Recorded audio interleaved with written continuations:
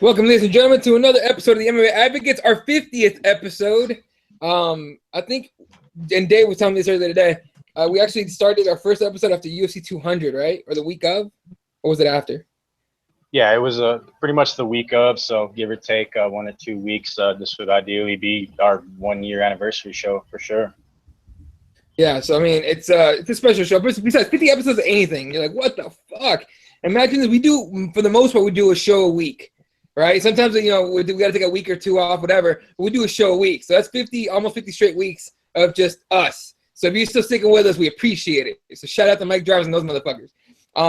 Anyway, again, oh, Jesse just dropped off. All right, we'll see if he comes back. That was Jesse to come out of LA. See if he comes back in a minute. At ABQ, Dave Rodriguez, and fresh from the fucking six, our boy, Fred Kirby. Just tell the people, man, how did Toronto treat you?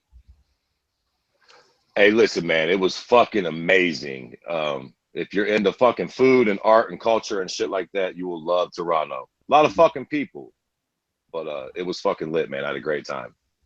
Oh, dude. And we were talking about it before the show started, probably why we held up a little longer.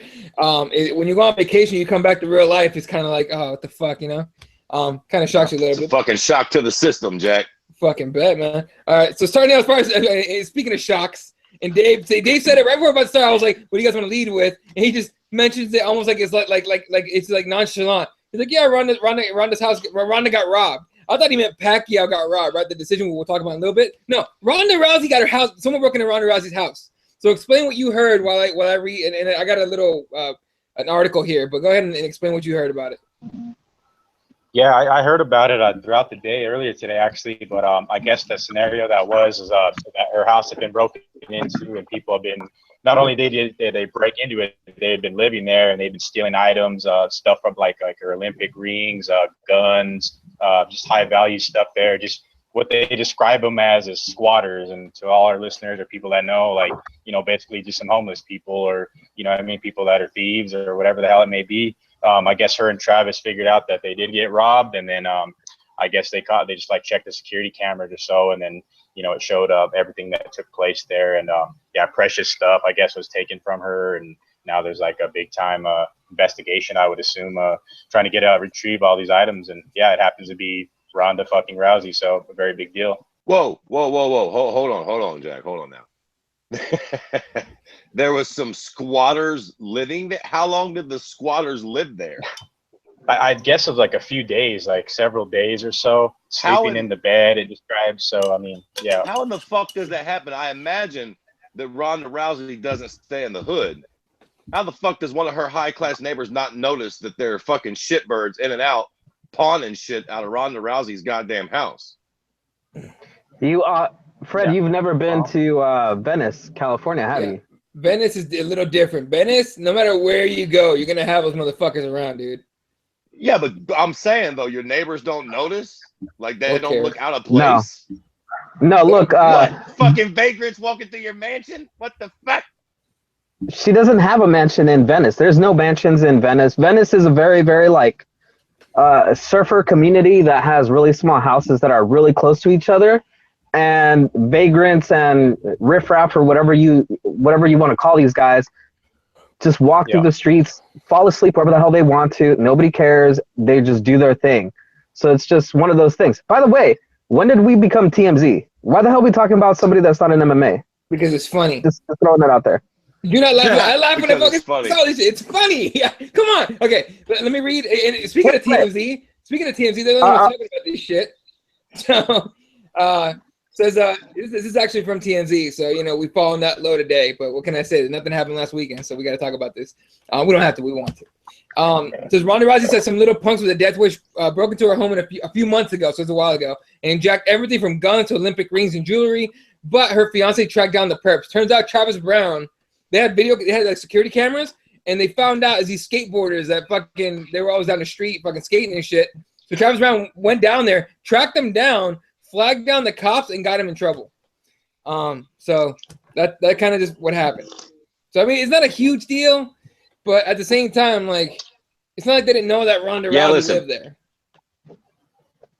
As much as it pains me to agree with old Jesus, Fuck Ronda Rousey and Travis Brown and their fancy fucking rings getting stolen. That's what you get for living in some weird fucking surfer community or having a house there, you nutty twat. The only thing that would have been I guess it would have made TMZ news or just to the next level is if Coach Edmond went down there and handled those skateboarding thieves personally. Coach Edmond better get another star pupil or he's going to go the way of the goddamn dodo bird. Oh yeah, he's gone. Yeah, fuck that guy. Anyway, shout out to everyone in the YouTube chat. Liam, Jody's on here. Joker's here. Uncle Hank. Who else we got on here? Apparently apparently somebody thinks that Nick is dead. It says fuck all y'all. I know you guys killed Nick. Wow. Passive aggressive much? That's pretty good though. That's what I would say. That's the funny thing to say, right? You guys fucking killed him. Anyway. Let's talk about some fighting here, and we'll start off just here with the boxing thing because it's a fucking big deal now, I guess. Real quick, who watched the Pacquiao fight? I did. I watched Eddie. I did. What? No, I said Eddie. You know I watched it because we had a little back and forth there after the fight. So. Well, yeah, he got robbed. He didn't get robbed. He got fucking robbed. Get the fuck out of here! You don't beat the shit out of somebody in the 8th round. Or was it 8th or 9th round? Get a 10-8, and then somehow the other fucking guy won the fight. Get out of here with that shit. Come on. Yep. Man, okay. Here's the problem. What? Who gives two wet farts? God damn it. C-Mac is fighting Floyd August 26th. Nobody gives a shit if fucking Pac-Man got robbed. He's irrelevant. Who did he get robbed by? Timothy, who gives a shit? That's kind of the point, though. I mean... Okay, here's the thing. Look. He got robbed, blah, blah, blah, whatever. Here's the part that I laughed at, and this is where I know I saw Dave writes the topic list most 99% of the time, and I remember I saw this topic he put up, and I kind of want to take it a different way. So watch the fight. This is like the first one of the first actually might be the first top rank I want to say broadcast that ESPN did, right? Well, they get who did they put as a fucking like analyst like after the fight and in between rounds? Back at ESPN Studios, but good old Stephen A. Smith, who said this fucking golden gem after the fight. So Stephen A. Smith agreed that Pacquiao got robbed, right? This motherfucker then says, this doesn't happen in the UFC, and everyone's jaw dropped. It happens all the time in the UFC, right? Now here's what I want. Here's my question here. The UFC is getting so big now that mainstream media, for lack of a better term, or is starting to cover it more and more and more, right? These are the guys that we have covering this shit. Shannon Sharp was on Fox Sports 1 talking like he fucking knows MMA, right? I mean, like, it's just getting fucking goddamn ridiculous, right? Like, I don't know if you guys have seen any of that shit, but what the fuck? Yeah, and I mean, you guys all heard the news. Snoop Dogg hired to the UFC to do commentary, so that's where we're at. I'm actually excited about that. I am fucking pumped about Snoop Dogg. Okay? I thought Can you imagine a stone... What? I thought they stole Joe Rogan's idea where it's going to be alternate audio thing that you can click on. It is. It's just an option for the Snoop and Uriah Faber commentary. And I'm going to opt in on that shit. So why couldn't we get the Eddie Bravo, Joe Rogan, and Brian Callen feed? Why couldn't we get that instead of Snoop Dogg?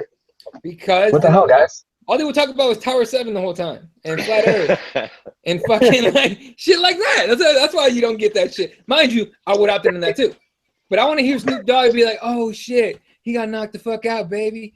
Damn, someone get him a blunt." Yo, all right. You know what, Eddie? Can you just sit down and fucking be humble for a minute? Listen, I'm gonna tell you why I am not a fan of Snoop Dogg doing any type of fight commentary. Now listen, like fucking Jesse said, it's not like he's actually going to be commentating like big fucking pay-per-view cards or no shit.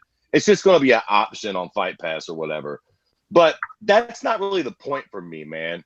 I was talking with a friend about this earlier today.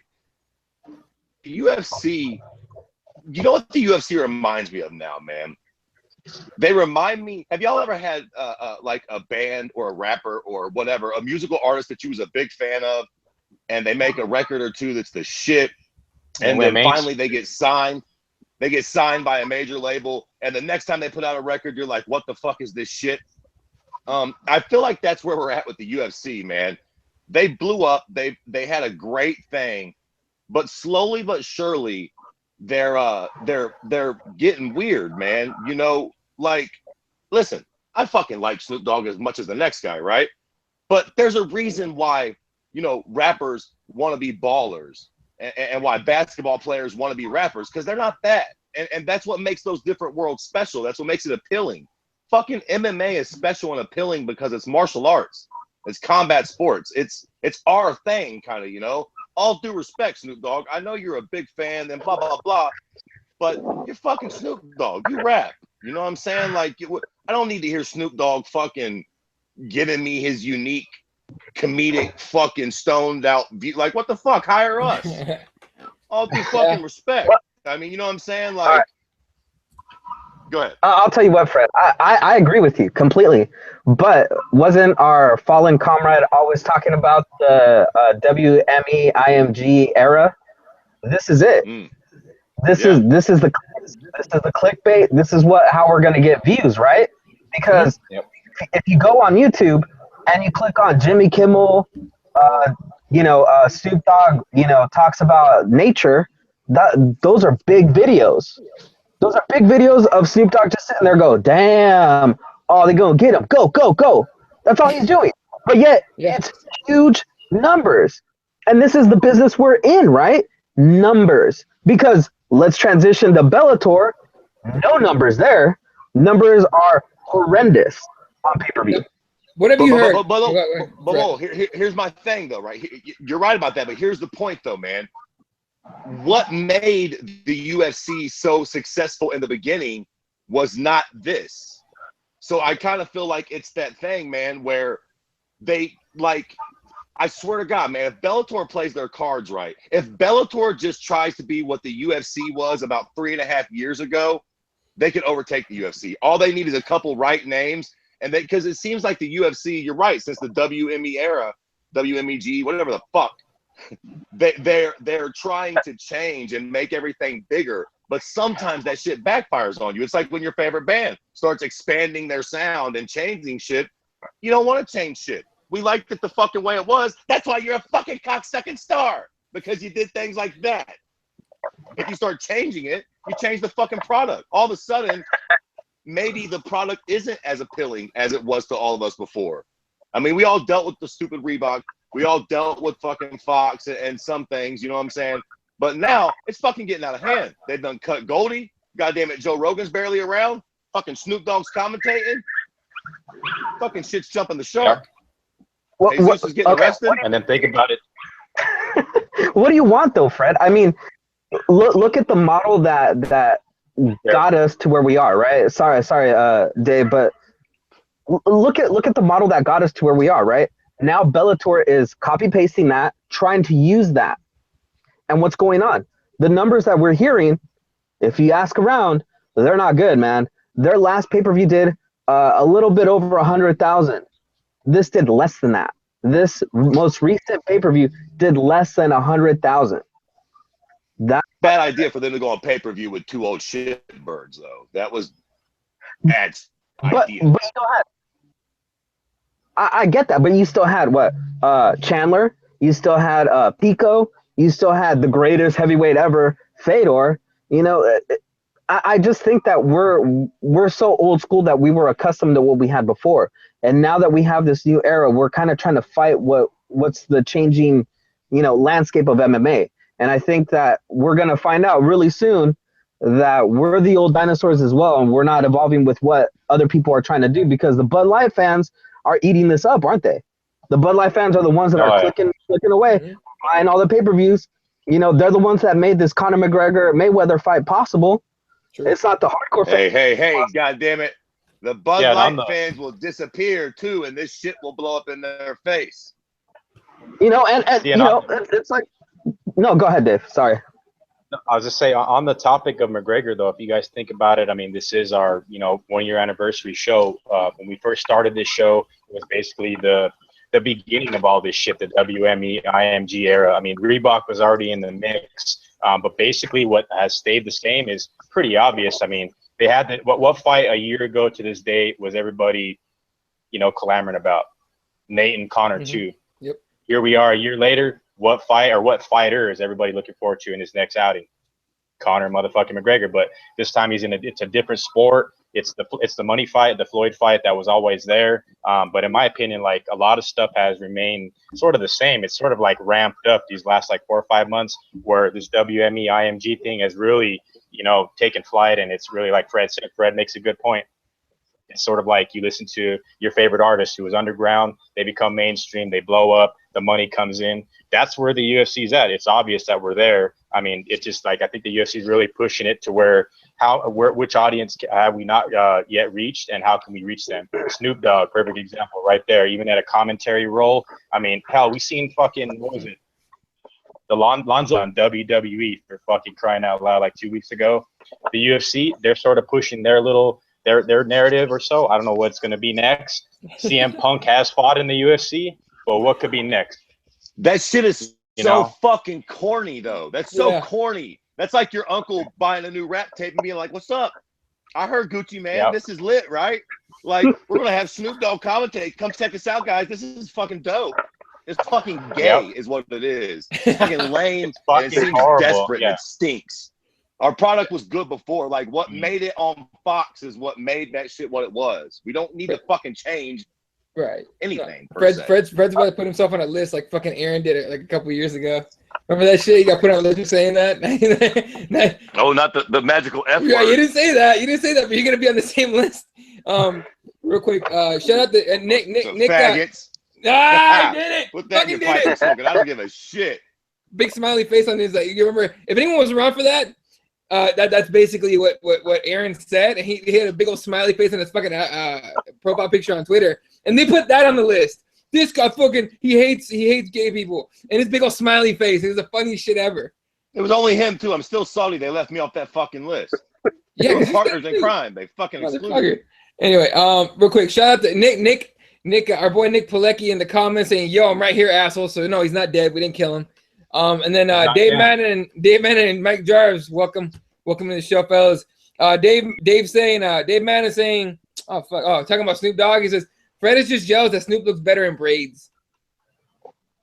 Damn, it might be. It's true. Snoop does have better, which quite frankly, Snoop's got dreads anyways. So calm down, Dave. And then Uncle Hank saying, "Say retarded, Fred. Cover all the bases." Fuck them all. You're fucking retards. Yeah. Anyway, all right. So, what were we talking about? As far as the Bellator numbers go, nothing official's been put out there yet. Not that I saw. Did you see anything like official there, Jesse? Just preliminary reports, but what Dave Meltzer is the one that's been kind of, putting out the basically around between 50 and 75. So again, damn, that's bad. That ain't popping. Okay, that's bad. That's bad because Chael's not cheap. Vanderlei Silva's not cheap. Beto Shore as fuck isn't cheap. There's no way they can cover that. You know what this is, fellas? If you think about it, I don't know if anybody's really touched on it, or I mean, you have to be of a certain age to kind of understand this comparison, but it's sort of like Bellator's WCW at this point and UFC's WWF in that time period. Well, here's the difference, and I actually watched wrestling back then. WCW was better than WWF. That shit was pretty clear. After a while, I believe.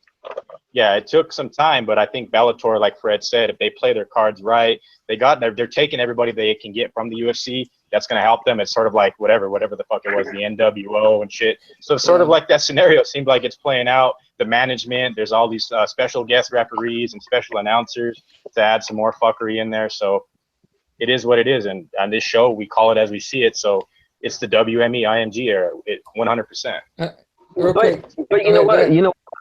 No. The biggest problem I think is that, okay, I agree with you, but I also disagree with you, Dave. Yeah, it is like the WEC. Even you can even go back and say, what was it, Affliction, right?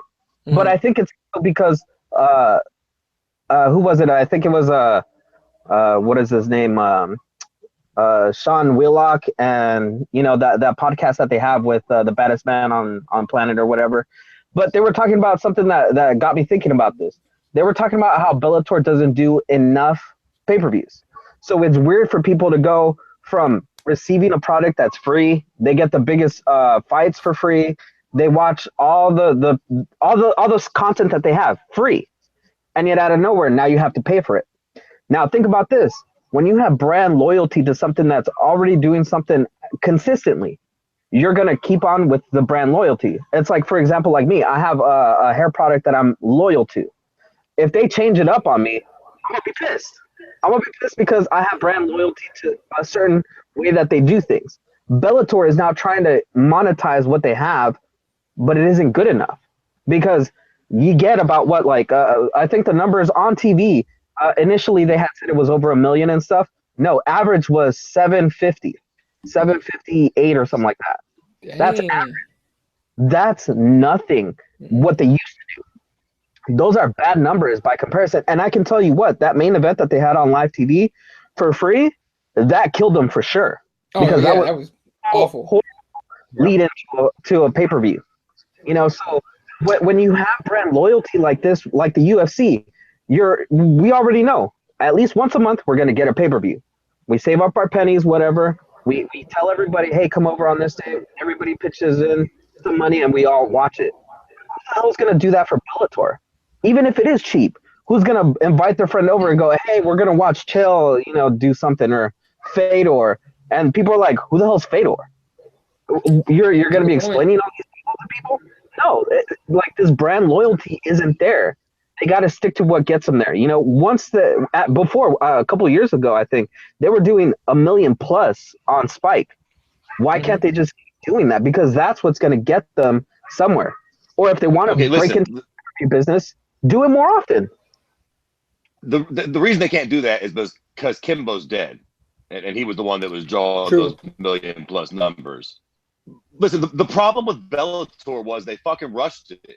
And maybe they had to. Comms like, look, motherfuckers, we've been shoveling fucking money into this cocksucking thing for a long time. We need some fucking payback. Either way, two things were here. A, it was too soon. They was not fucking ready for a pay-per-view yet. B, they fucking botched it with the fucking card in a major way. Awfully. Nobody on planet Earth wants to see fucking Phil Davis and Ryan Bader Part 2. Jesus fucking Christ. We've already seen that fight before. It fucking sucked. That was a no-brainer. Duh, stupid. You got 2 stars there, and you just fucking shit-fucked both of them by putting them in a boring fight with each other. If you match them up properly with other guys, they could have been compelling fights on a card. Again with Fedor. Yeah. Fedor was losing that mystique. We just fucking saw why he's losing that mystique, because he got starched out again. He should have been nowhere near that high on the card. And who gives a fuck about Vanderlei Chell? They put way, way too much stock in Chell's fucking mouth, and I suppose Vanderlei's star power from 37 years ago.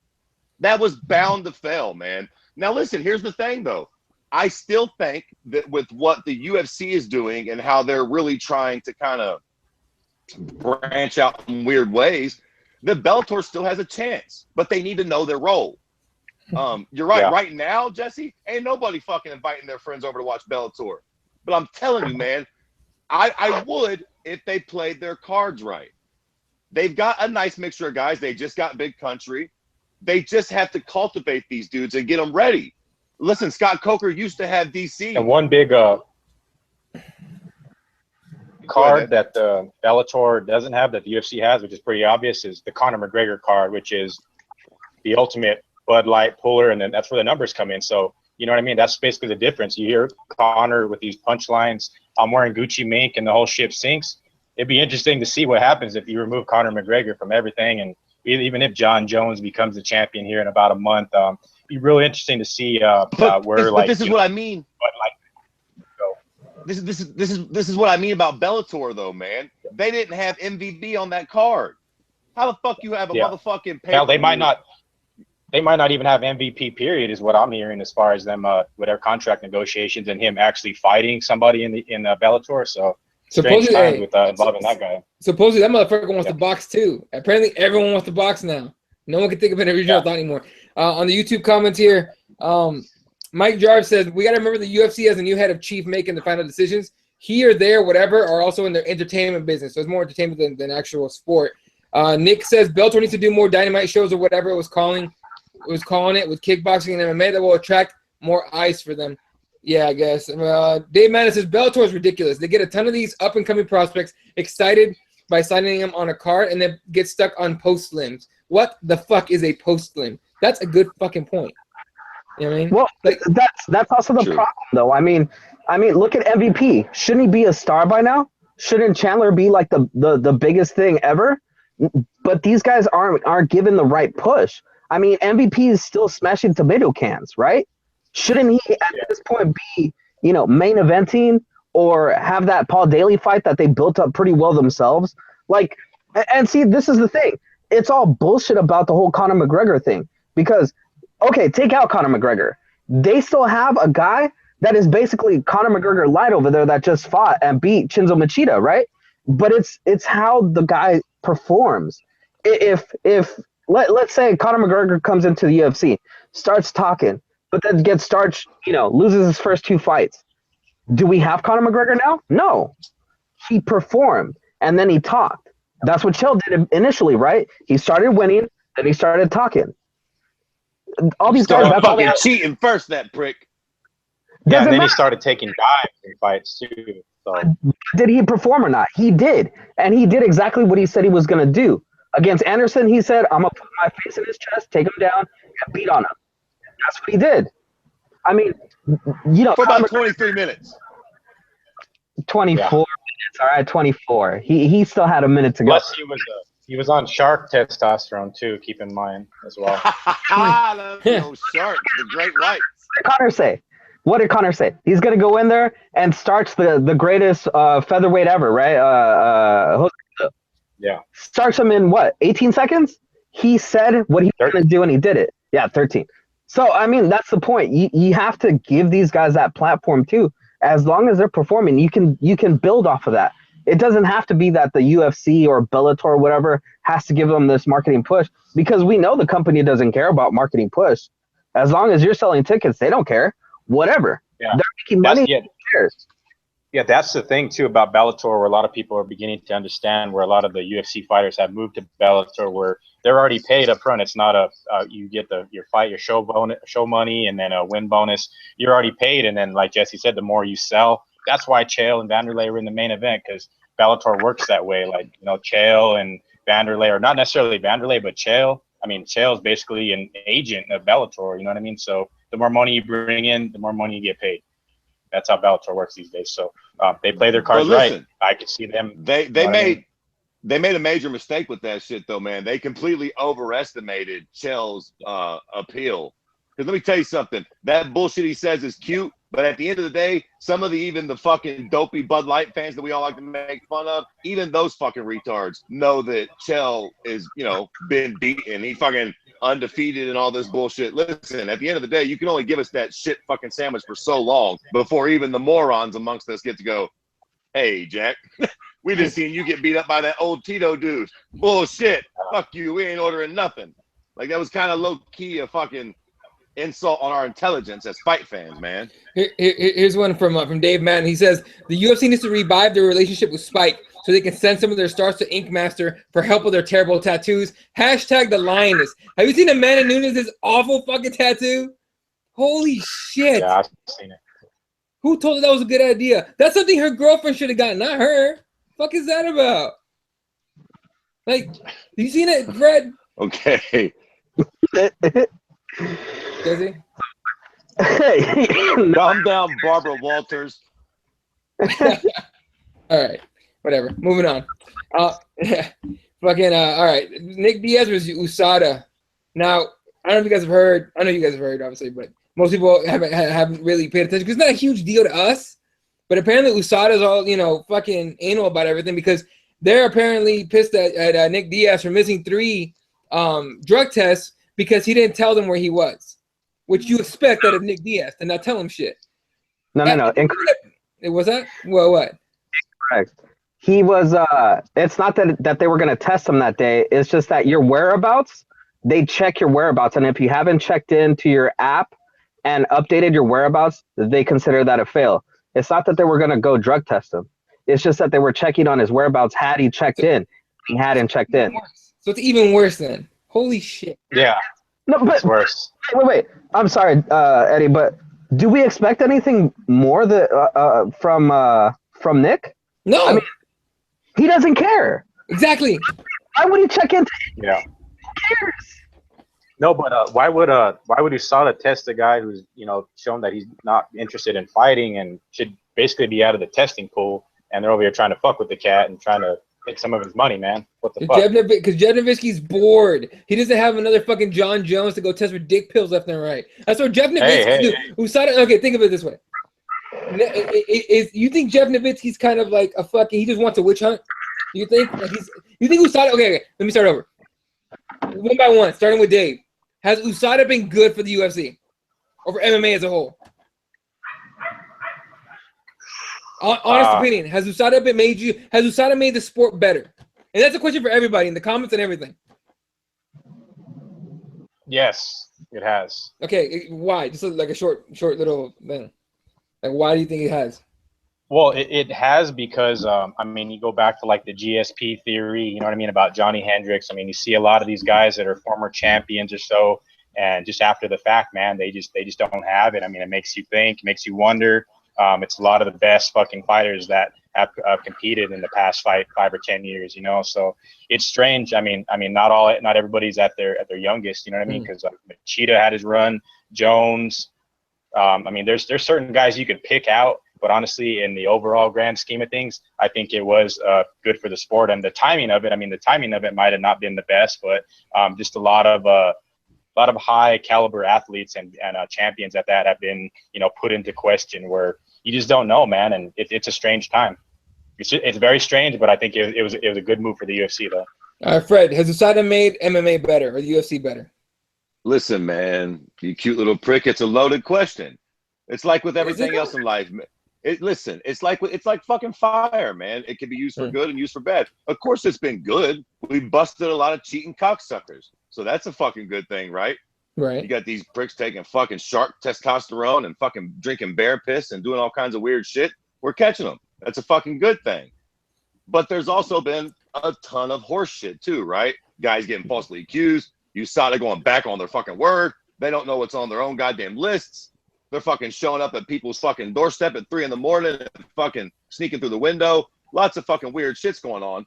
But, it's done some good and it's had some negative drawbacks. Like, what are you going to do, man? That's the way it goes. And that's just the way it goes. It would have never not had any negative. This is the kind of what you got to deal with, right? In order to do something like this, it kind of has to be this absurd. And, motherfuckers fuck up. So, it is what it is, right? Like, in order for us to get the fucking fuckers caught, I guess you're just going to kind of have to take some of this bad shit. Like, I don't think we would all want to go back to the way it was, right? Like, nobody wants to let it go completely. We just want it to be fine-tuned a little bit. But, people in hell want ice water. What are you going to do? That's very true. Jesse, has it made it better? Yeah, I agree with both of those guys. But I disagree with Dave in the sense that I don't think the timing was incorrect. I think the way it was done, the basically not giving anybody the option of figuring out a proper structure because of what Fred said. I mean, how do you go to someone who trains as hard as these fighters do at 3 a.m. and basically kick down their door and tell them that they have to pee and draw some blood? And if they can't do it, they're going to be watched until they can produce a sample. I mean, I'm sure if there was some sort of union or some sort of association or some sort of even an agreement where you get all the fighters in one place and you go, okay, guys, we want to clean up the sport. Let's set some ground rules. Let's set some parameters. Let's do some stuff. Had that been the case, I'm sure that this would have gone a lot smoother. Even the Reebok deal, those things is a problem. It's how it was done.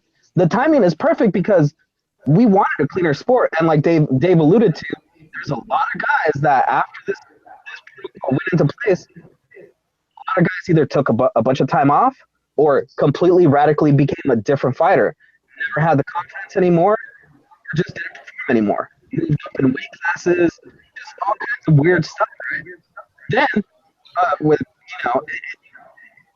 like Fred said, it's a loaded question because we're all happy that this happened, but we're also not happy on how it happened.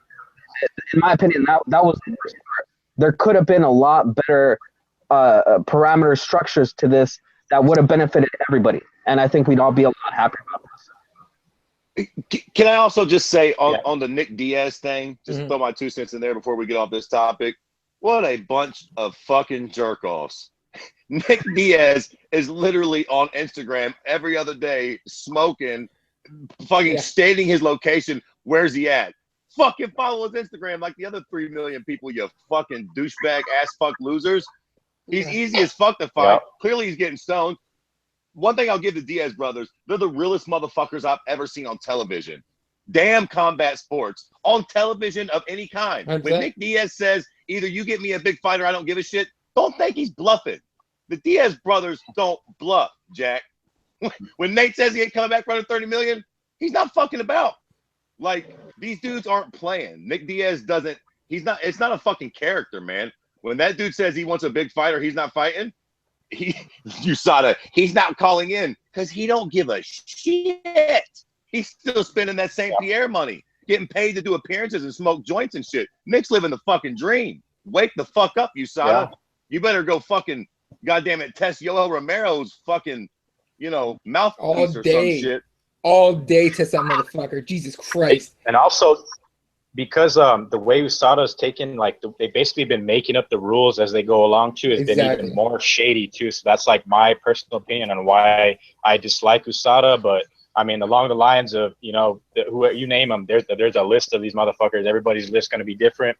It makes you wonder, man. And, I mean, it's for the good. It's for the good of the sport, what they said. But bottom line, USADA is not to be trusted. Yeah, here's the thing. For me, USADA is, like, great idea. Amazing, fucking perfect idea. Awful execution. Awful execution. I mean, like, yeah, okay, you caught some guys, yeah. It's mostly scared everybody into fucking, being Johnny Hendricks, basically, not making weight because he can't use diuretics. Dennis Sieber isn't as big as he used to be. Fucking all these guys are obviously very clearly not who they used to be, right? But I mean, come on, fucking busting anybody for weed is stupid. All right, get the fuck out of here with that shit. And just like Dave was saying, they're making shit up as they go. It's the whole thing's ridiculous to me. But we'll move on here in a second. But on the YouTube comments, Gary asking, does Bellator implement the Grand Prix tournament style at all? I don't think so, but they have been talking about it. They've been actually talking about doing Grand Prix. That would help them a lot, in my opinion. I'd be down. Fuck yeah, me too. I'd watch that shit. Nick Pilecki says, what up? Would it? Because what happened to that heavyweight Grand Prix that he implemented in Strikeforce? That thing completely fell apart. Because of injuries, though, right? Mm-hmm. Right. That's the problem, right? You run the risk of that happening again, and then what do we have? Another Bellator shit show that everybody's gonna just be like, oh, look at that, Bellator can't get their shit together. And it also produced DC. Yeah. Yeah, so I mean, it's you got to take the risk, right? There's always a risk that it could totally fuck up. That being said, this Bellator pay-per-view, you kind of knew what you were gonna get. You know what I mean? Like we all knew. None of us paid for it. So here's what it is. Right. All right. And then Nick says, as far as USADA goes, whether USADA has been good for MMA, he says yes because fuck John Jones. And he said then he follows that with miss saying that on air, and he really did used to say fuck John Jones all the time. Before he even got busted for dick pills, he just said fuck John Jones. Mike Jarvis says yes because they exposed some of the cheating cocksuckers. They just didn't think it through before they unleashed USADA into the mix. That's what I agree with that for sure. Dave Manning says USADA is the only way for the UFC to protect themselves in case someone dies. Good fucking point. And then Mike Jarvis says USADA Cyroid as in Cyborg. Cyroid getting away with it, but they give the Diaz brothers no slack at all. That's some bullshit. Exactly. They need to go after the cheaters, not the Diaz brothers. Hey, they did pop Cyborg once for what it's worth. Yeah, they did. And it was kind of like, ooh, what the fuck? And now somehow she got away with it. She got a TUE of some sort. I don't even know what the fuck happened. She got great. We didn't get a clean shot on her, but we grazed that hoe. You know what I'm saying? Grazed. we scared her a little bit. We scared her a little bit. Yeah. All right. And then they said, we'll give you 5 months to clear whatever shit you got, and we're going to give you the title shot then. Yeah. All right, a couple more things here before we get into like a very short like TUF 25 / UFC 213 preview. Obviously, TUF 25 is on Friday, so doing a preview show 213 then is going to be kind of tough, and everyone's got shit going on this week, so it's kind of rough. So we're going to do like a mini one in a second here. That being said, Okay, what do you mean the Ream survives a house fire or apartment fire? What are you talking about, Dave? Yeah, actually, yesterday in Albuquerque, I believe it was yesterday or on the 3rd, Alistair Overeem like nearly escaped getting blown up or fucking burned down at the where he stays here in Albuquerque at the Marriott Residence Inn. So apparently there was an explosion there. I don't know if it was like an arson deal or if it was just somebody like in the next room or so. But I guess he narrowly escaped. Some of his training partners said, "Let's get the fuck out of here," and it was pretty bad. It was a pretty big explosion. Made the news. I think somebody on Bloody Elbow reported about it. But yeah, Alistair Overeem nearly escaping with his life, possibly. Exactly. Well, that's some good fucking news. Yeah. Yeah. Other than that, it's like well, he plans on calling out Stipe Miocic. So I don't think luck's on his side if he's dodging explosions. So he better. Oh, hold up a second. Wait a minute. No. You can't call out the guy that knocked you the fuck out. He knocked him clean the fuck out of pay-per-view. But subbed him, remember? He made him tap. Yeah, and then he's automatically chiseling in a win against Fabricio Verdum, who's one of the top guys at that division. And yeah, I think the heavyweight division really they got JDS lined up with his death sentence. So I think possibly there could be this could be the matchup, but I don't see Overeem and Stipe ever fighting again. I mean, Stipe completely left nothing for the judges, nothing there. Alistair Overeem, the title shot guys, what the hell? No. You're not beating. I mean, who's he fighting? Verdum? Yeah. All I'm hoping is to see some butt scooting, like, hey, get up, bitch, type of shit again. That was hilarious the first time it happened. Okay, I laughed my ass off. Overeem, Verdum butt scooting, going, come on down to my guard. Like, get the fuck out of here. I'm a kickboxer, bitch. What's up? Like, I am not impressed with this fight. No, me neither. Exactly. It is no good. Exactly. That sounded more Russian than Canadian, but we'll take it. All right. Ferguson versus Khabib rumors. So I have seen some rumors as well. What have you seen, Dave? Well, apparently Khabib's tweeting out or on Instagram, I believe, saying that the fight is or Ali Abdelaziz, whoever the fuck controls that account. Obviously, it's probably Ali Abdelaziz. So it seems like what it seems to me is the UFC is trying to get Tony Ferguson out of the way because the motherfucker would shred Conor McGregor's ass up, and they kind of want Khabib to fight Conor, I guess, is what the scenario they want. But hey, man, if Tony has to fuck up Khabib, he already made weight. Khabib didn't make it, and all of a sudden there's this big epic comeback. But I want everybody to see Tony Ferguson retire that motherfucker. So here's the thing, though. I just reading just what you said right there. I'm getting the feeling that Ferguson is about to get skipped over. Off of what Dana White said. Dana White already said McGregor wants to fight Khabib in Russia. Like that already. Do you know who fucking shit themselves as soon as they heard that? Tony fucking Ferguson shit himself because he's like, "Fuck, I'm about to get skipped over." What the fuck? You know what I mean? So I'd be pushing for that fight too, if I'm Tony. What? Ain't nobody getting skipped over. I hope not. Those two shitbirds are going to fight each other, and I'll tell you why they're going to fight each other because neither one of them right now merit enough to fight Conor on their own. 100%. They need one more fight. They need one more fight in the limelight to really merit that Conor fight. They ain't worth it financially. Look, I'll just say this. All I know is that Tony Ferguson is getting ready for a fight. That's all I know for sure. So it's Khabib. It's Khabib, dog. I promise you. They're gonna do this fight. They're gonna do it while Conor's fucking around in boxing. And hopefully if both of those fucks can show up to the fight, we're gonna get a winner, and then hopefully it'll be a good fight and they can build on that. I promise you that's the plan, though. Word. All right. And then Combate Football Show. What the fuck is that? Wait, before that, what I see the UFC doing is they're hoping for a hell of a blood spin over in whatever the fuck Germany for Khabib. Okay. And he's at his best to take out Tony. So Khabib's going to have to be on his best to beat Tony Ferguson. And I think we've already seen, man, I mean, Tony's the man. They can't skip the guy. The UFC is like you said, Eddie, good point. Dana White said Conor and Khabib. Why would he say that when he knows there's a number one clear-cut guy in Tony? He would say that. No, he would say that to get Conor to agree to a fight because that's what Dana White likes to do. Like He likes to announce stuff that people say. And see, I don't get why people believe anything that Dana White says at this point. Because, he also said that Robbie Lawler and Cowboy was not going to be booked for, 214, right? Definitely not going to happen. And then a day or two later, it's booked. So why do we even believe what the hell he says? Well, they got to put up a shitty interim title, I would believe, in the Khabib Tony fight. It gives them, the gold, and more gold is good. The WME formula is the more belts, the better for a pay-per-view. That's kind of what they do. All right.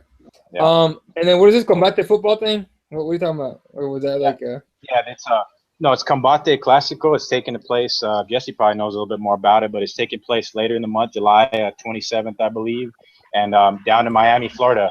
And that's going to be basically a Combates card, followed up by a football event down in. It's going to take place at the Almana Wynwood Convention Center, and like I said, July 27th. So Combate is kind of like doing a little bit something different. You're having a soccer show combined, with MMA. So they're trying to, do their thing, man. Combate has always been a little bit different, a different organization where they want to deliver a different product. So look out for that, because that's coming soon. There is indeed some pretty legit fights that are stacking up on that card as well. So I know Jesse's up on his Combates. So Dave Man asking which is it football or football? It's soccer, football. Yeah. You fucking Mexicans and your soccer, you guys just can't leave it out of nothing, can you? Fuck. They're like, yes, set up a soccer ring right over there. See. Look, if you put it, let's say you put it in a good soccer match, all the Latinos are gonna show up, right? They'll show up to the fights too.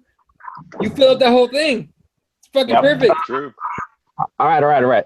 So you guys get it correct.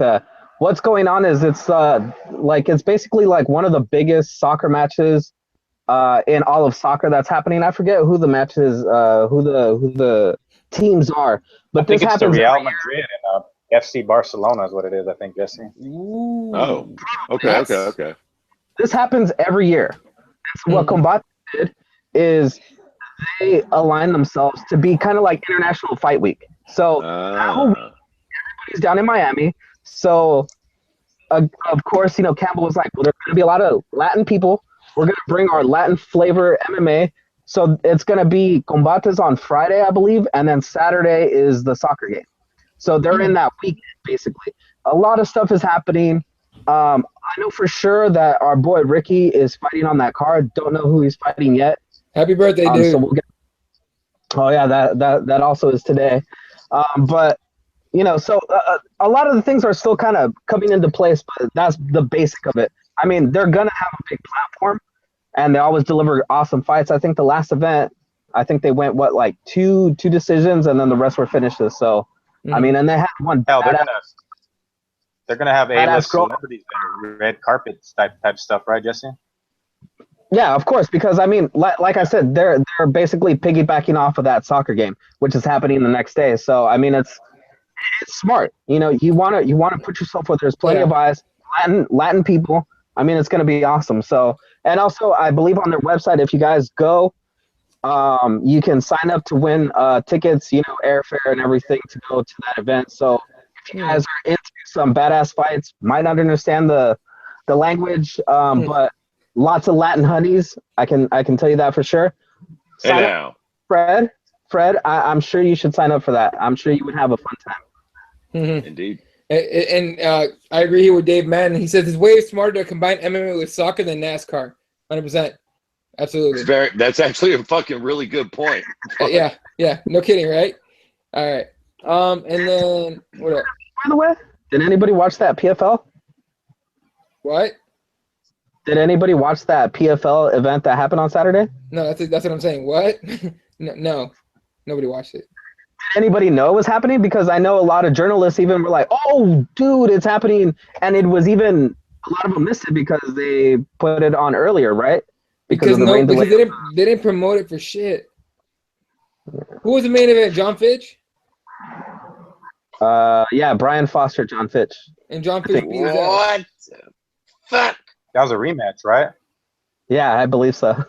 Well, exactly. We didn't know about it. No one knew about it. I didn't know about it until I saw a results article on Twitter, and I'm like, whoa, what the fuck? First of all, is John Fitch still fighting? Second of all, what the fuck is PFL?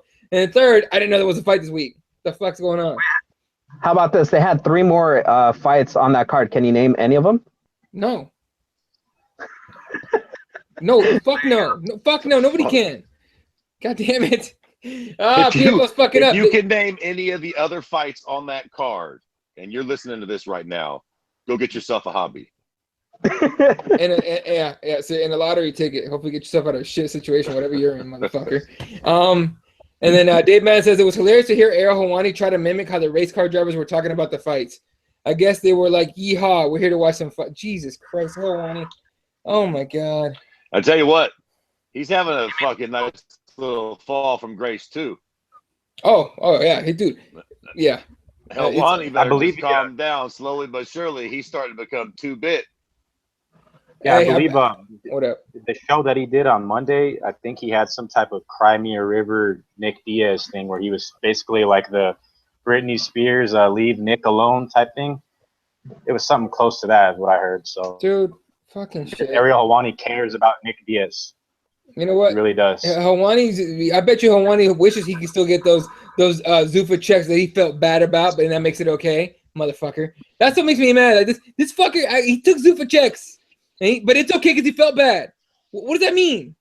Fucking assholes. Anyway, that just bothers me alone because he insists to call himself a journalist. But anyway, moving on.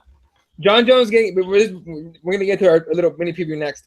John Jones getting a bit cocky leading into 214. This dude's talking mad shit, but he's doing it on Instagram, right? Like that's what he does. That's a Johnny thing to do. No, right. Brilliant. And Fred's right. Fred's right. Smart. Keep it up. That being said, It's fucking Instagram. What better of a platform for him to use to talk shit, man? He can talk it directly to his fans, and DC's fans. Everybody's right there. He should be confident. He needs to, quite frankly, get a little bit of fucking, something going for this fight because cocksucking Conor and Floyd got all the spotlight right now. And this fight deserves a lot more spotlight, man. I mean, for all intents and purposes, man, John Jones is still the fucking king. Until DC does beat him, if he does, as much as I like Conor, we've seen Conor beaten. We've seen him submitted. No man has ever beaten John Jones in fucking MMA. Only Fedor had that kind of a run. And if you're a real cunty type MMA prick, you can go back and cherry pick Fedor's career and say, what the fuck? Yeah. John Jones pretty much has the greatest fucking record of anybody of all goddamn time. He should be undefeated. DC is the fucking second runner-up with one loss only to John cocksucking Jones. This fight needs to be a big fucking deal because it is, man. In the grand scheme of things, fucking combat sports, baddest motherfuckers walking this planet. I mean, there's the argument to be made that whoever wins that fight could, quite frankly, probably beat Stipe. I love fucking Stipe, but DC used to be a heavyweight, and John Jones is the fucking golden boy.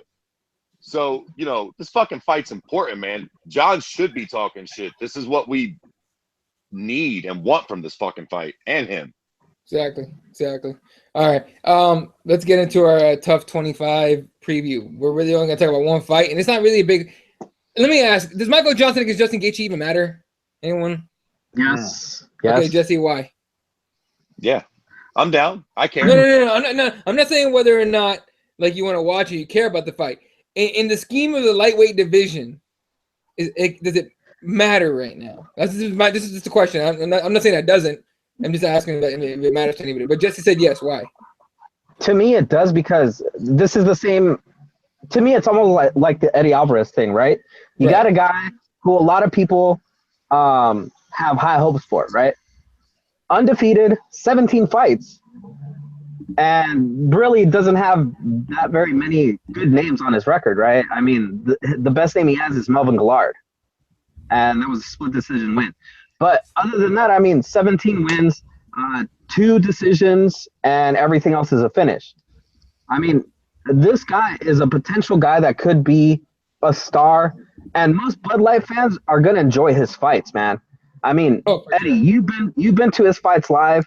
I mean, if anybody has seen this dude fight, I mean, it's exactly what you want out of a fighter. He bites down on his mouthpiece, stays in your face, and throws heavy punches until somebody falls down. And he ain't the one that's going to fall down. Trust me. So, I mean, it's relevant. Oh, dude, it's a hard fight to pick. Right? I just want to watch it. I don't want to pick it. All right, Fred. Fuck yeah, this fight's important, man. I mean, listen, for all the shit that Jesse just said about Justin Gaethje, which it's true, that dude is a fucking nonstop balls to the wall brawler, and every fight I've ever watched of his has been extremely fucking exciting from start to finish. But listen, we were all just talking about fucking El Kukui and how important he is in the division and how highly fucking touted he is, and probably fighting Khabib for the chance to fight Conor, blah blah blah. Who's his last loss? Yeah. Michael fucking Johnson. Yeah, You know what I'm saying? Michael Johnson beat Tony Ferguson. That's the thing that happened. I know you'll have settle down, Dave, before you tell me how many fucking months and years ago it was. None the fucking less. He's got an L to that cat. And they're both still fighting, they're both still active, and they're both still in the same fucking weight division.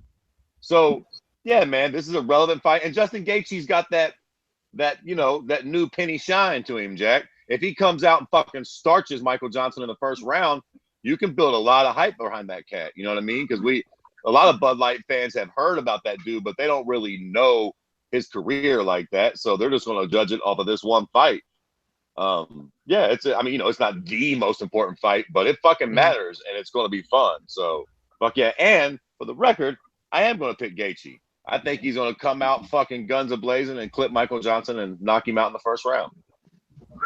Damn, Dave, who are you picking? It does matter for the division in the case of like Michael Johnson, his role as the fucking gatekeeper at lightweight, I guess you could say. But like Fred said, he's got wins over Tony Ferguson. He's got some quality wins. I mean, he slept fucking Dusty Poirier. So I mean, right now, I think the way I see this fight is it's definitely the fight. It's to see where Gaethje is at. I mean, right out the gates. I mean, this guy has a wild style.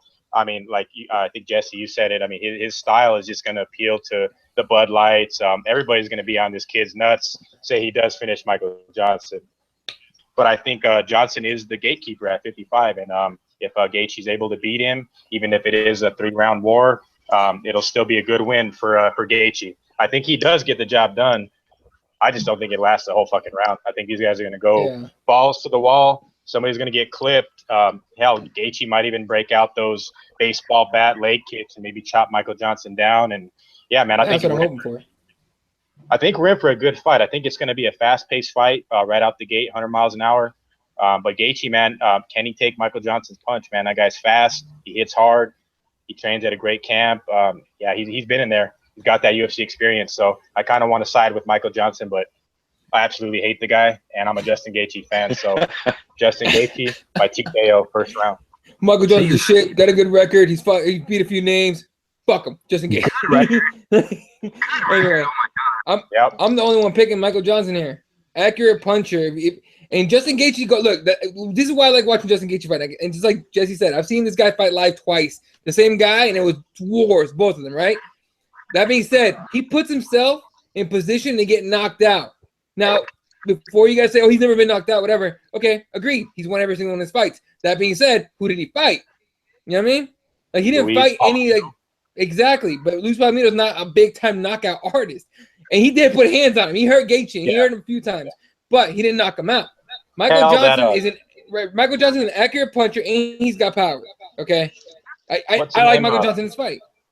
Firmino, even that guy Luis Firmino. I mean, the guy looked like he was juiced to the gills in the last fight Gaethje's last fight. Yeah. But he tagged the fuck out of Justin. Didn't show any signs of damage, but it took Justin absorbing all that damage and then inflicting whatever with the right eye, closed up on Firmino, and they caused it doctor stoppage. So with Justin, man, he gets hit too much, and man, I just think Michael Johnson could really be the guy to put him out in a loss in a TKO.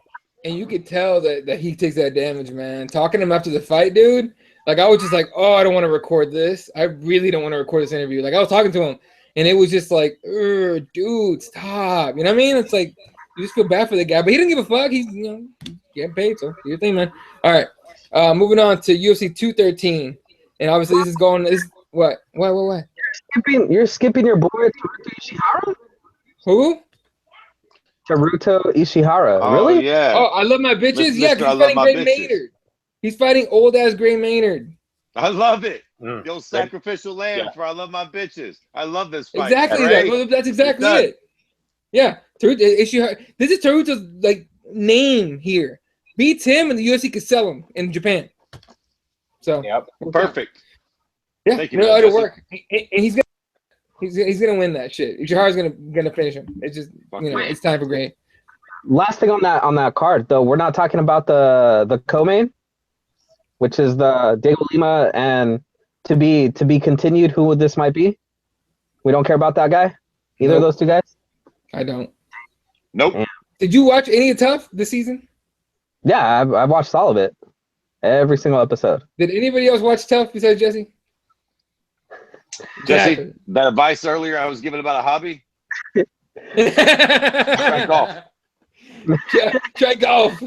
All right. Look, we're gonna find out tonight. In fact, the show should already be on like 17, 20 minutes in. As far as the TUF show tonight, you find out tonight who's gonna be on there. Even then, it's like, okay, whatever. I mean, this is me. You know what I mean? Before we do 213, I want to mention, I don't know if you guys heard about it. First Round Management, aka you know who, has just signed Demetrius Johnson. So you guys heard about that, right? Fuck Makikawa. I don't give a shit. He's a great manager. Yep. He's a fucking amazing. Look, you can't knock the guy. He does his fucking job like he should. That being said, can we stop interviewing this son of a bitch? I hate fucking reading Makikawa is this. Like, why should I give a fuck? Well, I don't give a fuck. Okay. So therefore, God damn it. So it's just a matter of time. I mentioned that because Makikawa, I mean, John Jones manager, Carlos Condit, some of the best. So can we say now it's just a matter of time before Demetrius is driving in a Lamborghini or a Porsche? Just saying. Sure. Yeah, maybe. I tell you what, he ain't gonna make a fucking Lamborghini fighting Ray Borg. Yeah. That's true. Yeah. No, hey, look, if anything, Mark is gonna fight he fights for his guys, and you got to give him that credit. But stop doing interviews because you're not the show, dude. You're not the fucking guy. You let your fighters do your shit. Anyway, all right. UFC 213 goes down on Saturday. This actually, it's not UFC 214. UFC 214 stacked the shit, right? As long as everyone makes it to the goddamn card. UFC 213 it's all right. It's not bad. I mean, the main prelim is Travis Brown. He gets another shot in the UFC for some reason, so good for him. But the first fight on the main card is Jim Miller against Anthony Showtime Pettis. Hey now. Yeah, not a bad fight. I like that fight. What do you think, Fred? I love that fucking fight. Come on, man. When has Jim Miller ever been in a bad fight? And Never. Fucking, lest we not forget, not too terribly long ago, Anthony Showtime Pettis was a big-time fucking star and a bad motherfucker. He's on a little skid, but I'm not willing to write him off completely yet. He's not in Fedor land. Not yet necessarily. He's back at 55, right? This is at 55? Yeah, okay, luckily, I hated him at featherweight. I didn't like him exactly. I didn't like him at featherweight either. He was fucking doing the spin fucking tricks off the cage at 55. I love this fight, man. I'm picking Anthony Pettis. I think he gets his mojo back and gets a second round submission. And Jim Miller is a jiu-jitsu motherfucker, all right? That dude could fucking roll with people. Anthony Pettis has legit jits. He fucking, I think he beat Benson Henderson at WEC for the title by decision, and then he took his arm for the UFC belt. That dude's got ground game. When Anthony's on, he can hurt you with strikes badly. And that's what I think he'll hurt Jim on the feet with strikes and then get a submission and after Anthony hurting Pettis, him with strikes. Yeah, and Anthony Pettis goes to the body, all right? And that's a smart fucking way to go with guys. So you destroy their body, they're not breathing very much. Dave, who you picking? Yeah, anytime Jim Miller or Anthony Pettis are fighting, catch me, very interested in the bout. I think this is a good test for Pettis coming back to 55. I know he had that little quest down to 145 that did not work out in his best interest at all. So this fight here is very tough, though, man. Jim Miller, veteran grind. He is the fucking gatekeeper at 155. His longevity in UFC and in the sport is incredible, man. This guy's been around for years upon years. I mean, since I began watching the UFC, Jim Miller's been fighting. So here he is now. I mean, Fred, you said you're looking for a Pettis submission, a flashy win and that sort. That would be excellent for Anthony because he definitely needs it here. Jim Miller, like Eddie did say, though, he's a wizard on the ground. He's not a guy to get finished. I mean, I think the only guys to finish Jim Miller are Nate Diaz, right, or like Michael Chiesa or something like that. Mm-hmm. So very tough on the ground. I think it's a scrappy fight. I mean, Jim Miller, man, 28-9, been in the UFC, you know, close to almost 10 years now, I believe, or 7 years. So he's a tough bastard, man. He's on the known tough bastard list. Pettis has got a lot to prove here. This could be either, you know, I would like to see Pettis win here and continue to fight in the UFC. Miller gets the W in a hard-fought win, and then Anthony Pettis could be in that possible Bellator talk rematch with Benson Henderson. So I hate to see that happen, but it's a scenario that may play out. Time out. I want to see that happen, but Benson's got to get the belt. That's why I want three different promotions that he takes your belt from you, dude. Like, fuck. All right, Jesse, your pick.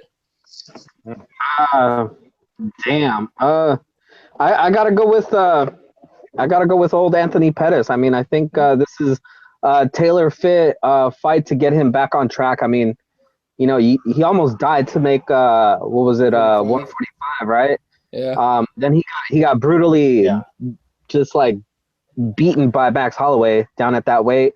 Realized that wasn't for him. Probably took a little bit too much brain damage. I mean, think about it. He only lost to Dos Anjos. Who was the other two guys that he lost to? You know, basically top of the top guys. You know, Anthony Pettis still has a lot to do in this division. And I don't think Jim Miller's that type of guy that's a top 5, top 4, top 3. He's not that guy. I think he's just going to get worked over pretty easily here. Easy win for Anthony Pettis. Yeah, and the thing about Pettis is, to me, it's just his lack of confidence will fuck them over. And then with the 45 was stupid. Anyway, all right. A couple things on YouTube here before we move on to the next fight. Lucas Taylor, welcome to the show, sir. He said, just stumbled upon this podcast. Always keen on talking fights. Respect, guys. Appreciate you tuning in, man. And then Uncle Hank says, Maki is Dana White on the other side of that shit. And that's fucking spot on. And then Lucas follows that with, Maki straight out of the Dana White playbook of look at me syndrome. Hashtag sit the fuck down, bro. Yeah, that's exactly what it is. Yeah. So all right, next fight up, we got a heavyweight bout. We just talked about it not too long ago, so it shouldn't take too long here. Fabricio Verdum, the number 1 ranked heavyweight, against number 3 Alistair Overeem. The thought is that the winner might get a title shot here against Stipe. Should Kane not be healthy enough to fight, which he probably won't be, but we'll see. Dave, who's your pick here?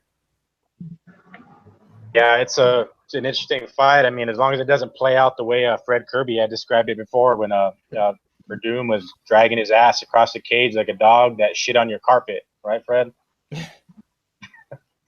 But if it does happen, I mean, if these guys really, I mean, if Alistair's going in with the confidence that he is right now, I mean, we've seen Alistair in his last 2 performances where he's been very calculated and he's been trying to fight at distance. I mean, Alistair doesn't really have a chin. If he gets hit, he's going to go out. You know, that's just where Alistair Overeem is in his career. So he's going to have to mix it up with Fabricio.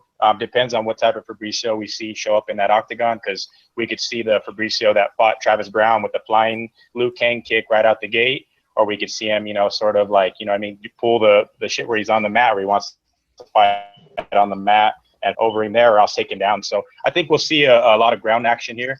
I think a lot of the training for Alistair Overeem for this fight has been issues. So that's a lot what Alistair does when he comes out to Albuquerque, is he trains with Gracie Barra Jiu-Jitsu, and he's just steadily always improving his craft. Most of it being on the ground for this camp. So look for that. An obvious opponent, Fabricio Verdum, a wizard there, and can submit anybody. So I do think Verdum might just edge it by decision. I think Verdum fight. It's a close fight. I don't think any of these guys get taken out. I just think it's a real close chess match of a fight where there's a title implication definitely on the line for the side of Verdum, not necessarily Overeem, because that would be a stretch. But we still don't know what happened with Kane. He'll ever return, but title implications here. I think Verdum gets himself back into that conversation, even in a decision win here. Gotcha. Fred Kirby. Listen, man, did we not learn nothing from silly ass Bellator and Ryan Bader and Phil Davis? Styles make fights, man. I could be wrong, but I think if this fight goes longer than 2 minutes, it's a complete fucking shit show. You know, I think that here's the deal. I don't think there's going to be much grappling in this fight. I think that Fabricio wants there to be grappling, but I think that Alistair is good enough to at least prevent that from happening. That's what we saw in their previous fight, is that Fabricio wanted action on the ground. Alistair wanted no part of it. Fabricio didn't really want to engage on the feet. So you got, what we got, which was kind of a shit show, which is sadly kind of what I'm expecting here. Like I said, if Fabricio comes out and decides to bang with Alistair a little bit, and then maybe he, cohorts a takedown out of him or something, then it could get interesting. But if he comes out reluctant and he doesn't want to engage on the feet and Alistair's not trying to engage on the ground, you're going to get a fucking shit show with a couple big dummies. It's been how long has it been since fucking Verdum's fought? It's been go ahead. What is it? It's been about a year and a half, right? Been about, pushing on 2 years. It's been a while, man. So maybe he'll come out reckless and he'll come out, with reckless abandon after 2 years. But, I wouldn't bet my fucking money on it. So, which leads me to who's going to win this fucking fight. It's hard to fucking say, man.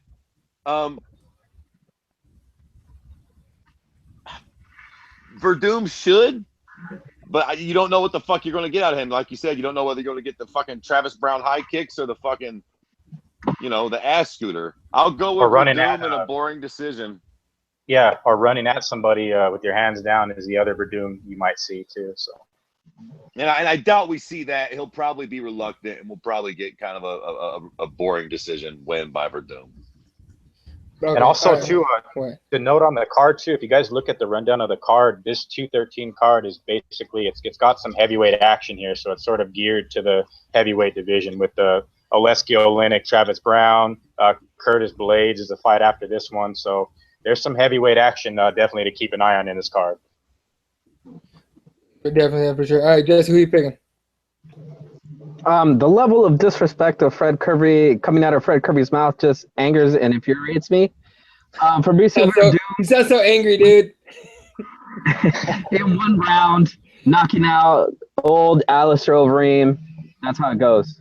You're welcome, Fred. You realize we're taping this, right, Jesus? Yeah, that's fine. All right. All right. I'm taking Overeem, man. I would bet you something, but I know you wouldn't pay up, sir. So. Oh shit! Somebody hit his fucking mute button. All right, moving on here. I'm taking Overeem just because I don't know. I'm not a fan of Verdum, and if he comes with butt scoot style, it's gonna piss me off. All right, next fight up. This is weird that I don't know. Someone explain to me why Daniel how do you say his last name? Omilenchuk against Curtis Blades is on the main card. Somebody explain that, please, because that doesn't make sense. Curtis Blades is a prospect. That's why. On the main card, they'll put him. Yeah, that's correct. Because Curtis Blades is one of the guys. I mean, minus the Ngannou loss, he's a stud at heavyweight, and I think this is a fight tailor made for him to win. He's a fucking minus 650 favorite in it. So yeah, Jesse would be right on that. All right then. Who you picking there, Dave, on this one? Because prospect against 15 ranked. Because I mean, really, Daniel Omilanchik. I mean, he's coming off 2 losses, so it might just be his last fight on his contract. Curtis Blades is there to put him away. I mean, I don't know, man. It's really like I think Curtis Blades could be a guy that could rise up in the heavyweight division, but this card is, like I said, it's kind of geared towards the heavyweights to see what we got or what the UFC has on its roster. We know Ben Rothwell's out with his USADA violation. Kane's out. So they're looking for different guys to insert in these matchups. And Curtis Blades may be that guy because the only guy that's taking him out is the great Francis fucking Ngannou, the next heavyweight champion of the world. So, look for Curtis Blades to fuck this guy up 1 round. It won't go longer than 1 round. Curtis Blades is improving his craft. He's looking better each time out. So I see Curtis Blades probably by TKO no later than 2. I think that's what they're hoping for. They're hoping for like an exciting finish to get this, keep the pay-per-view going and keep it hyped up for the co-main event. So yeah, I don't know. Fred, who are you picking? Yeah, same, man. That's definitely the idea here is to get some hype behind Curtis Blades and to show what he can do. And if he does what he's capable of doing, then yeah, I completely agree with Dave. He should steamroll Ominomiyaki. Yeah. Well, All right. And Jesse, who are you picking? Curtis Blades, of course. Remember, you guys got to remember though, the reason he lost to the future champion of the entire world, Ngannou, was a doctor stoppage. He didn't get stopped in that fight. It was a doctor stoppage, and he was still in that fight, and he was throwing down with Ngannou. So, you know, I think he has yeah. So I mean, honestly, he probably could still be undefeated. I mean, that was a close fight. Had it gone to the decision, I don't know had Ngannou won that fight, but definitely Curtis Blades in this fight. All right. I'm taking Curtis Blades as well. 100% knockout rate, and all of a sudden, I believe he won all his wins are by knockout. So, he fucking goes in on people.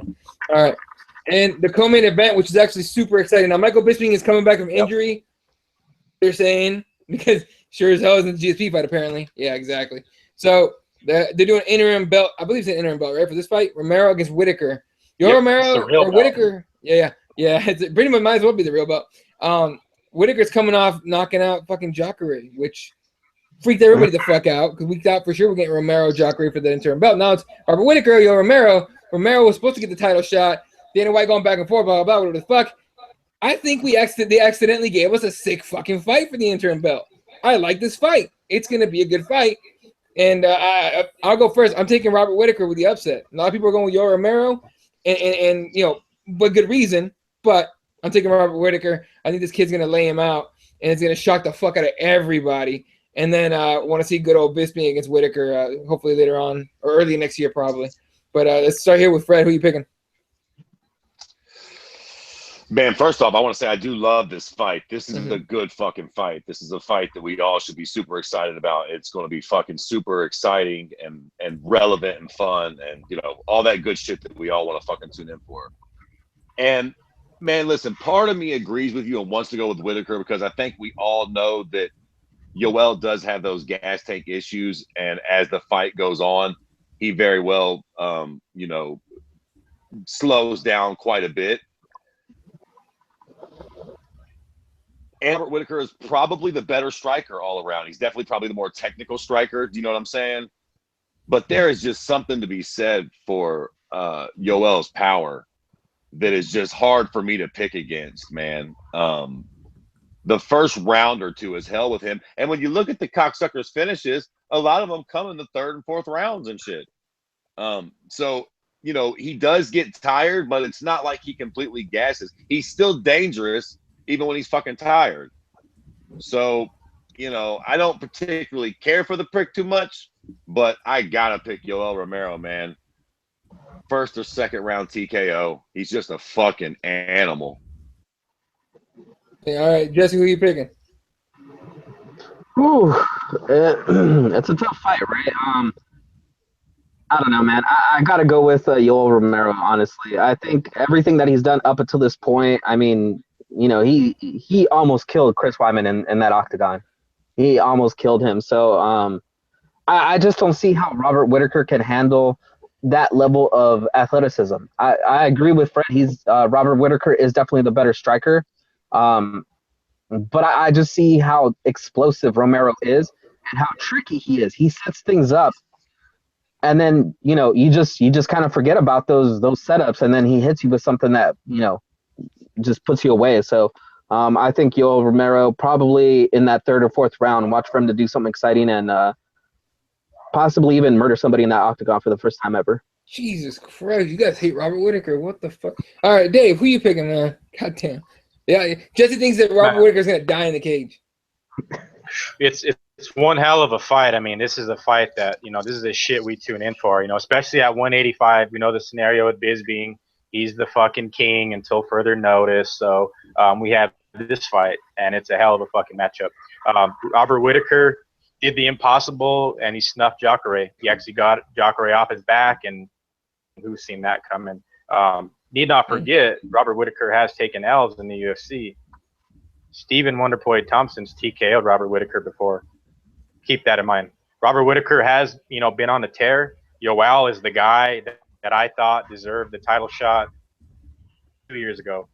So here we are now. I've seen him in this scenario where he has a chance to become the champion. I think Yoel, I mean, everybody's seen from his training highlights and everything, all these videos that are surfacing, how hard this cat works. And I mean, he's just a freak of a fucking athlete. And like Fred was saying, the athleticism, Jesse, you mentioned it as well. I think that may be the difference maker here. I think Whitaker is a real, his striking is super, super refined and on point. I think he's going to have to crack Yoel and to finish him early, because if it goes to a third round, like Kirby said, turn it up in the third round. And I just think that this fight, the minute you see both guys in the cage, it's just going to be tuned up, and this is for the gold. This is for the real bout. A lot of people in their eyes, that in Biz being on the sidelines. But I honestly think that it's Yoel Romero's time to hold the title, and the guy's not getting any younger. He's 40 years old.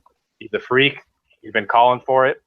He's got the young stud in Robert Whitaker, 26 years old, phenom, and he has a chance to make a good mark for his career, taking out Yoel Romero, because yeah, who wouldn't want to see Bisbee against either of these guys? So it presents a good matchup following whatever takes place this weekend. So that being said, I love when Romero went, "I love you, Michael. I love you."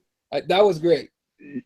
And if this fight, I was going to say, but see, keep in mind though, guys, it's just a 5-round fight. So if people are picking Yoel and mentioning the third round thing where he's able to finish guys in the third, it's a 5-round fight here. I think if it goes the distance, Whitaker can win the fight that way. It's going to be a hell of a fucking performance on his end to do that. But I think it's going to get scary in there, man, because Yoel, he's a fucking killer, man. It's unbelievable. Yeah. Listen. You know who Robert Whitaker's fucking biggest fan is going to be come fucking Saturday night? Michael Bisping. Michael Cockeye Bisping. Have you motherfuckers seen the video of Yoel Romero running around in his panties in a fucking dungeon in Cuba? Yeah, fucking sweating like an animal. I'm coming for you, Michael. Yeah, that was fucking terrifying. Yeah. Mike's probably like, motherfucker, thank you, Robert Whitaker. I'm dodging a fucking bullet. Please beat this fucking crazy cocksucker. For fucking sure, that's what's happening. But yeah, what are you gonna do? All right. But like I said earlier, the more gold, the better. So somebody gets the opportunity to call themselves champion, whether it's interim or not, that's a good thing. And then it lines up in the King's court, in King Bisping's court in a couple months, I guess. Now, like I said, I'm picking Robert Whitaker. But if Yoel Romero wins, he better do that. I love you, Michael. I love you. They should know. That shit was great. If Yoel wins, they need to do the fucking funeral music when he comes down to fight Bisping. Because that motherfucker is dead, Jack. No, they need to get the favorite guy, Yoel Romero's translator. He needs to be on point. Say Yoel holds the gold up that night. So we'll see. Where we should dress Yoel Romero up like the fucking Undertaker. Make that translator the pallbearer. It'll be fucking creepy. Great. Michael Bisping will be defeated before he hits the cage. He's like, fuck, he's going to kill me for sure. Shit. All right. Well, this pay-per-view is headlined by the ladies. The 135 belt is up for grabs. Amanda Nunes with the awful tattoo on her back taking on Valentina Shevchenko. First fight went 3 rounds, and of course the thought process is that Nunes would have lost had it been another round. It wasn't. It was 3 rounds, so cut the shit with that stuff, all right? So, people say, people's common sense is saying this is a 5-round fight. Valentina should win it for sure. I don't buy into that yet. That being said, this is an exciting fight in the women's division. Start here with Fred. Who you picking?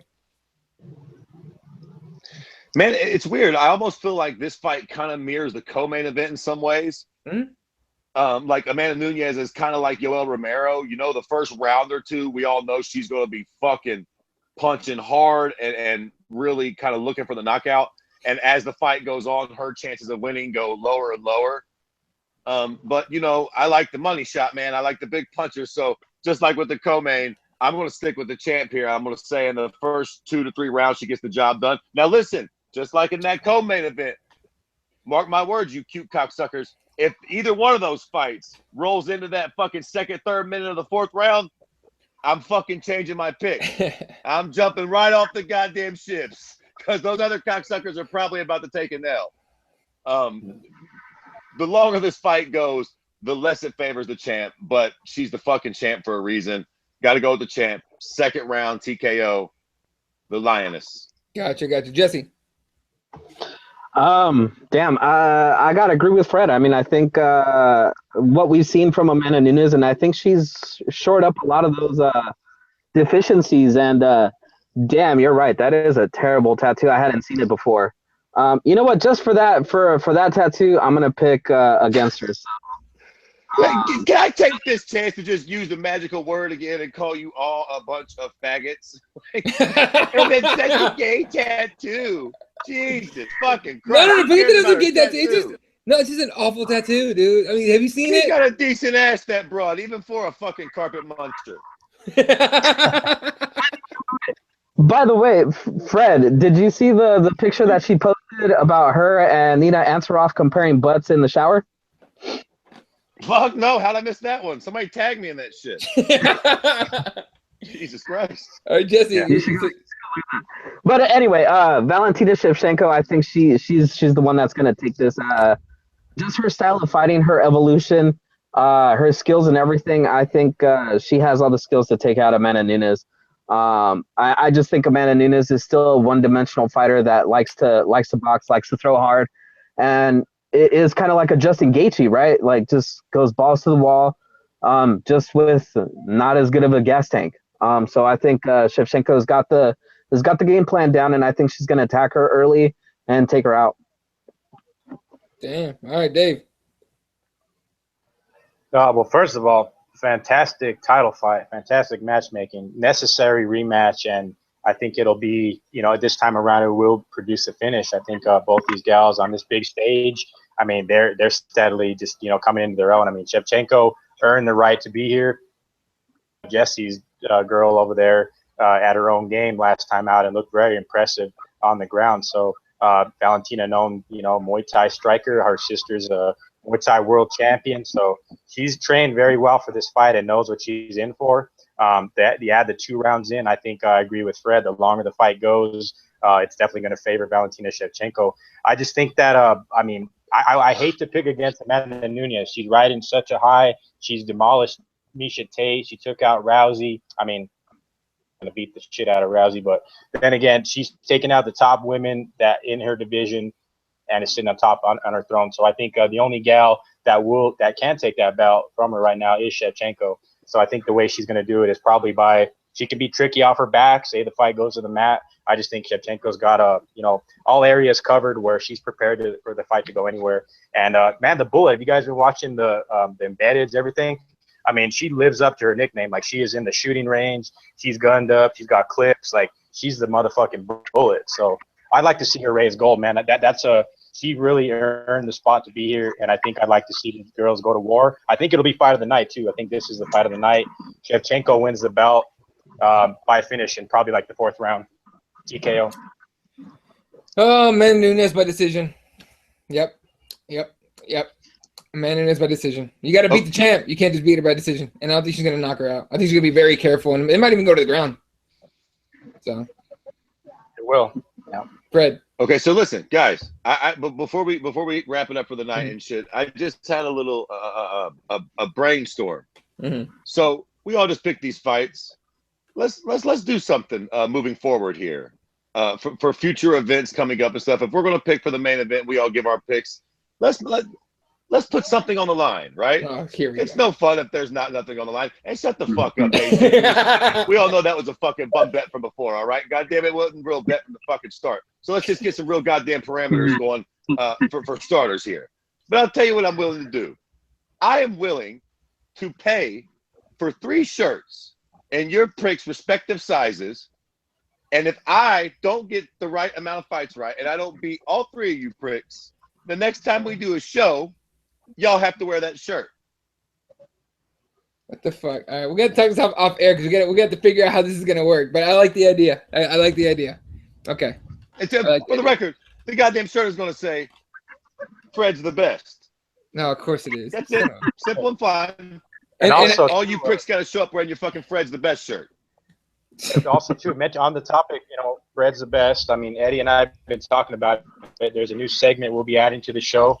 This week, we're doing a little bit different, a little bit of half breakdown, half normal advocates, but there's going to be a segment we're adding in, what would Fred Kirby do? Yeah. So look forward to that. Yeah, what would Fred Kirby do in any situation? For example, the Justine Kish situation, we should shoot herself. Like, what would Fred Kirby do in that situation? Who fucking knows? But, it's going to be a good one. Yeah, we're going to work with that. We're going to work with that in the upcoming episodes, of course. All right. Dave, you have any fight bookings? There's a couple of them we can mention now. I think last week we touched on it, but the Sage Northcote opponent for 214, John McDessie, they're going to start UFC 14 out. So the Northcote's going to get slept on the biggest card of the year. So we'll start. And Shogun OSP 2, no one really gives a shit. It's going to happen in Japan. It's a fight. It's a fight. And that being said, it's not a bad place to put it. Yeah, it's not a bad fight. That's a great place to put it. Shogun is good location to put a Shogun fight. Exactly. Yeah, and that's what they're doing. Yeah. And also, we all know Cowboy Cerrone, Robbie Lawler. We're actually going to see this fight, hopefully, in 3 weeks. Yeah, UFC 214. UFC 214. Yeah, the whole thing with Dana White, yeah, exactly. Fingers crossed. The whole thing with Dana White jumping the gun is he was jumping the gun. He didn't realize that it wasn't as crazy as it was. Hell, Cowboy himself said, I'm going to be on IB for 7 days and be fine.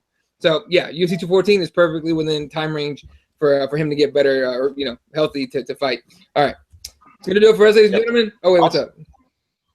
2 more fight bookings. UFC Rotterdam added Leon Edwards versus Brian Barberina. So Brian Barberina is doing his thing at 170. So that's a legit scrap, and that's going to take place September 2nd. The following week, pretty big fight booking. I know you guys heard about it. NorCal dude himself, the man Gilbert Melendez, stepping back in there against Jeremy Stevens, UFC 215. Sorry. Yeah. So good fight. It's a good fight. I just don't know how much Gil has as far as another title run going. But we'll cross that bridge when we get to it. All right, that's it. Yeah, and Diego Sanchez has a fight booked. I don't know the opponent yet. I will find out this weekend, as I will be covering his protege, Chris Brown, out of Jackson Week MMA. He's making his debut at King of the Cage. Look out for that kid. He's coming hard. He spars everybody in the gym. Condit, Home, Venata, Jones, you name it, heavyweights, light heavyweights. The dude's coming for sure. So keep an eye out for Chris Breezy Brown, the future out of Jackson Week MMA. Yeah, and actually Dave and Fightbook MMA and among Henry T was there. All these guys they actually talked to Chris on ESPN Radio. So I don't know if you have a link for that or not, but shoot that out. We can retweet the shit out of it so you guys can hear that interview. He's a good kid, and he's gonna throw down for sure. So. All right. I'm actually I'll probably miss the card, UFC 213 on Saturday night. I'll be at King of the Cage. Yeah. But I will be keeping up online and be tweeting out with everybody, and I will be letting everybody know what takes place out at King of the Cage here in Albuquerque. All right. Yeah, and listen, Jack, I'll be tweeting the finishes too, so come follow me. You understand me? Retweet that shit and follow me, and all come jump on the train. I don't give a fuck. They can sue me. I don't got shit to take. That being said, at Kirby_MMA, that's where Fred's at. Jesse's at Spawan 1983. Obviously, you see mine at Elo31, and Dave is at Dave's MMA Brief. Of course, hopefully, if you have a link, definitely tweet it out so people can hear that interview that you just did there with Chris. Shout out to Represent, reptheadvocates.com. Get yourself a hat, get yourself a shirt, bags, backpacks, all that shit. It's all good stuff. And of course, please subscribe and share the episodes. CrossBonesMMA.com. It goes right to the YouTube page. And yeah, you can do it for us, ladies and gentlemen. Enjoy TUF 25. Enjoy UFC 213. If we're all awake after that, if some of us are awake, we'll do a post-fight show because those are actually a lot of fun now. We will. Don't be a pussy, Eddie. Tune in. After 213, there will be a post-fight show. I'll be here. I have my nephew, my 4-year-old nephew, be passed out right next to me, but we'll make it to that for sure. All right, fellas. For myself and everybody else here, shout out to Mike Jobs, Uncle Hank, Dave Madden. I know Jody was here earlier. Lucas Taylor, thanks for joining the team. Nick X Mike, of course, Nick Pilecki, he's alive. We didn't kill him. Okay, he's alive, motherfuckers. Fuck. Mike Jarvis, Gary, everybody that tunes in, appreciate you guys tuning in. Joker, who's tuned in earlier, and Liam, of course. Our UK audience continues to grow. We really appreciate that. So for everybody here and everyone that came before us, good night. Thanks for watching, and good night, Wilshire.